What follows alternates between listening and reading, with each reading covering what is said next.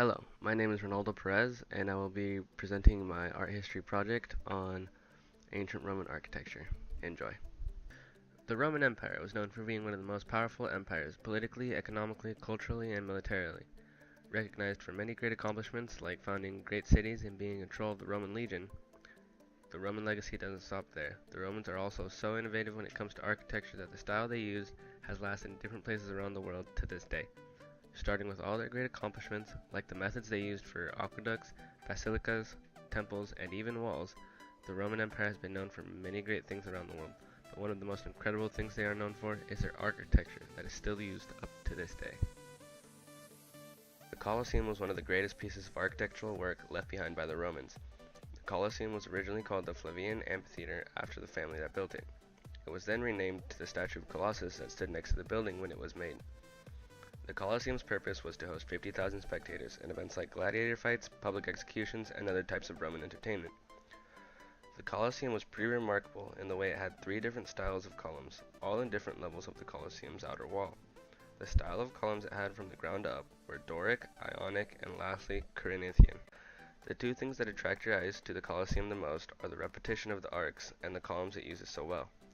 The reason that arcs were so important to this structure is because the arc provides very good structure and saves more of their material, while not sacrificing the size of the work. Also, with the arcs on the first floor, this provides a good entrance where a large crowd could enter from any side and evacuate quickly if needed, while the second and third floors contain statues of divinities and classical mythologies. Once they constructed multiple arcs in a sequence, it is called an arcade, which uses substantially less stone and is equal to, if not more strong, than the solid wall of the same material. Although the Colosseum is one of the best architectural achievements from ancient Roman times, the Pantheon is one of the best maintained. One of the most well-preserved pieces of architectural genius was the Pantheon, that was made 2,000 years ago. A big reason that this building was to last for so long in outstanding condition was because this was eventually converted into a religious building. The Pantheon was also slightly modified by the Christians.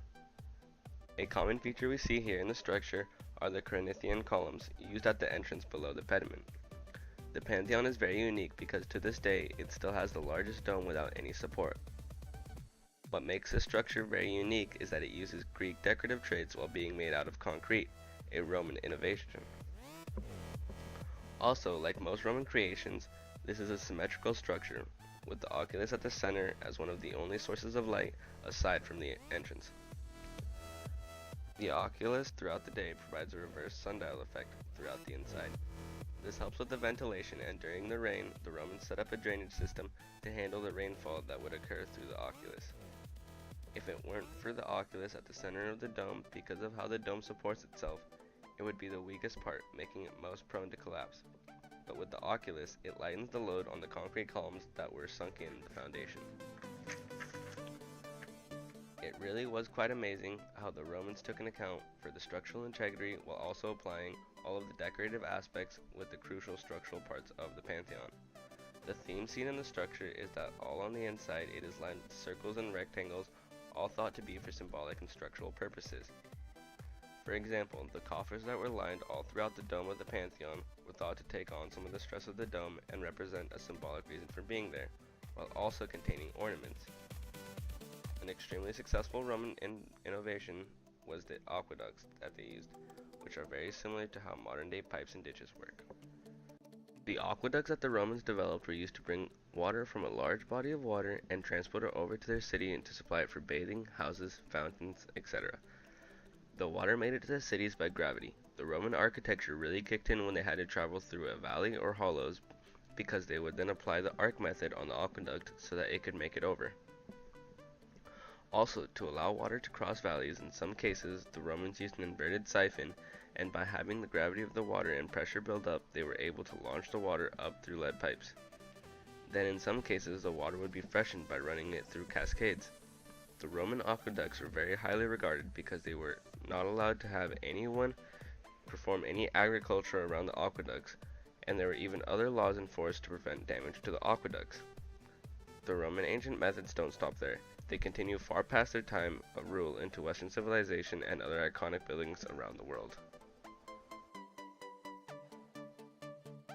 One common day example that is standing today that shares a lot of their architectural ways is the St. Peter's Basilica. The St. Peter's Basilica is an Italian church in the Vatican City.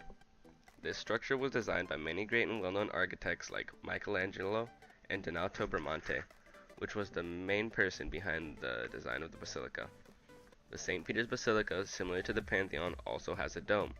The difference being that unlike the Pantheon's dome that is supported by one large wall, the basilica is supported by 4 large piers and a drum. The unique thing about those columns is that at the base niche of each column there's a large statue of a saint. Their names are Saint Helena, Saint Longinus, Saint Andrew, and Saint Veronica. Each one of these saints holds onto a relic. The dome on the basilica is the tallest dome in the world at 448.1 feet. Although it may be the tallest, the Pantheon's dome still has a bigger diameter by around 6 feet, coming in at 142. Though the structure itself was based off many Roman designs, the rest of this building contains religious art. Another unique Roman architectural style that was carried on was the art of making triumphal arcs. In fact, the Washington Square Arc was modeled after the Arc of Triumph, which was in turn modeled after the Arc of Titus. This is significant in the way that human culture chooses to respect and honor current-day achievements in the same way people from a time far in the past did as well. The Arc of Titus was made by the Emperor Domitian to honor the accomplishment of his brother Titus. By doing so, he was able to deify him at the time by representing strength and patriotism, similarly to how the Washington Square Arc symbolizes strength by representing President Washington at war and at peace. Even though this doesn't necessarily deify President Washington, it does put him in a higher position above the rest by the way it portrays him similarly to a spoila, like the way the Arc of Constantine used previous major sculptures from other works of art. Another similarity in these triumphal arcs is how they were both meant to be observed as you walk through them. Because the Arc of Titus was set up to almost tell a narrative as one walked through the city by showing soldiers bringing in loot into the city, while the Washington Square Arc is meant to feel as though you are guided with President Washington on both piers. The Romans have come up with such great architectural accomplishments that they have been carried on to modern day culture, the Colosseum and the Pantheon being some of the most well-known structures left behind by Roman culture. These structures contain some of the most used Roman architectural features like Corinthian columns, concrete, domes, and arcs. Roman architecture had many ingenious methods and structures so far ahead of their time that they are still used to this day, due to their creativity and innovation. It really has shaped their world, as well as our own.